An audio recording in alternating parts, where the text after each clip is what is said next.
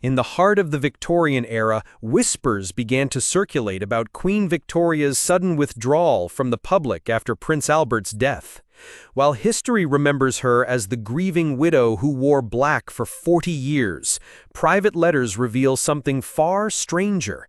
Reports of nightly séances, mysterious figures entering Buckingham Palace through back entrances, and candlelit rituals in the palace's lesser-known rooms.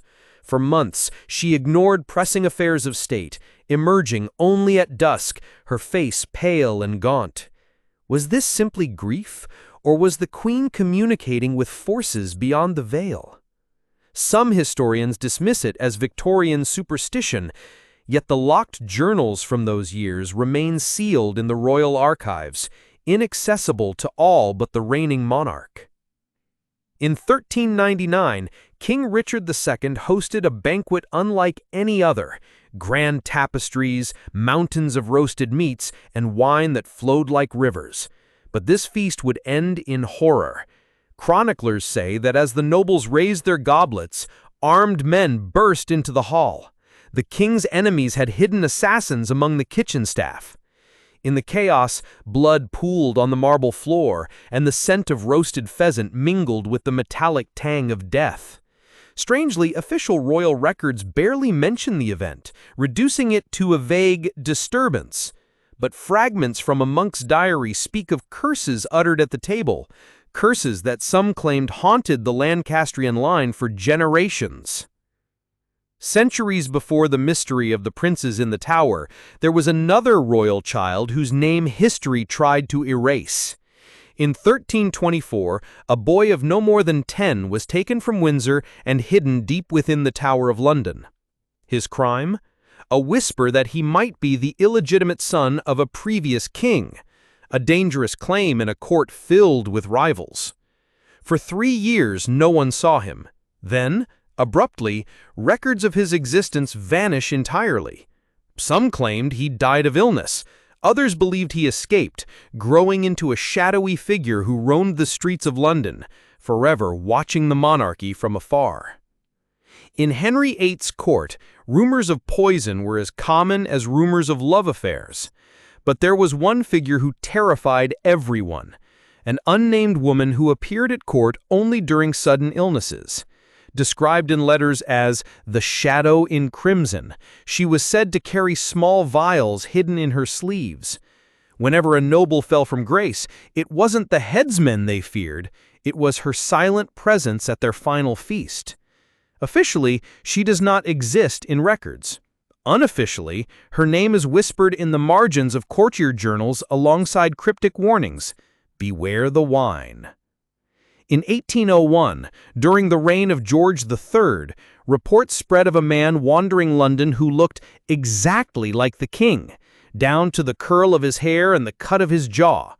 Witnesses swore they had seen the king in taverns, laughing with commoners, even as the real George lay ill in Windsor. Some dismissed it as a prank or mistaken identity, but others suspected the use of a royal double, sent to maintain the illusion of stability while the monarch's mind deteriorated. If true, it raises a chilling question: how many royal decrees were signed not by a king, but by his ghostly stand-in?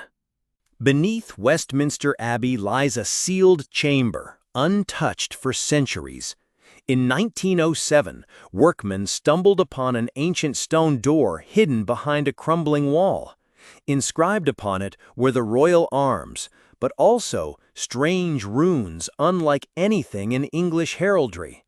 Officials ordered the site resealed immediately, and no records of the chamber's contents were made public. Some believe it houses the remains of an exiled king who practiced forbidden rites. Others that it hides a cache of dangerous relics. Either way, it remains locked to this day, guarded not just by stone, but by royal decree.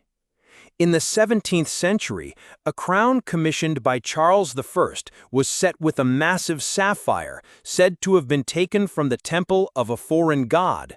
From the day it was worn, misfortune struck. Storms wrecked the king's fleet, his allies betrayed him, and finally, his own execution followed. The crown vanished shortly after, resurfacing only once in a private collection in 1894, where the owner died mysteriously within weeks. No one knows where it is now, but whispers claim it is still out there, waiting for the next hand to claim it. In the late 1500s, a bundle of letters was intercepted, written in a queen's hand, addressed to a man not of noble blood. The language was intimate, almost pleading. The man, a court musician, vanished days later. Some say Elizabeth I had secretly married him in a clandestine ceremony, a scandal that could have destroyed her reign. The official story says she died the Virgin Queen, but the letters, now hidden in the royal archives, tell another tale entirely. Charles II adored animals, but one story stands apart: his obsession with ravens. He kept 6 at the Tower of London, claiming they whispered secrets to him in the night. Guards swore they saw him feed them personally at dawn, speaking in low tones as though receiving instructions. One raven, a massive black-feathered creature named Merlin, vanished the night before a major political crisis, an event the king refused to explain. To this day, legend says if the tower's ravens ever leave, the monarchy will fall. In 1743, a funeral procession wound through London under heavy guard. The coffin bore no name, and every mourner wore a black mask. Rumors spread that the deceased was a royal figure erased from history, perhaps a disgraced prince, or even a monarch whose death could never be acknowledged. The coffin was buried in an unmarked grave, and the church records for that week were mysteriously removed.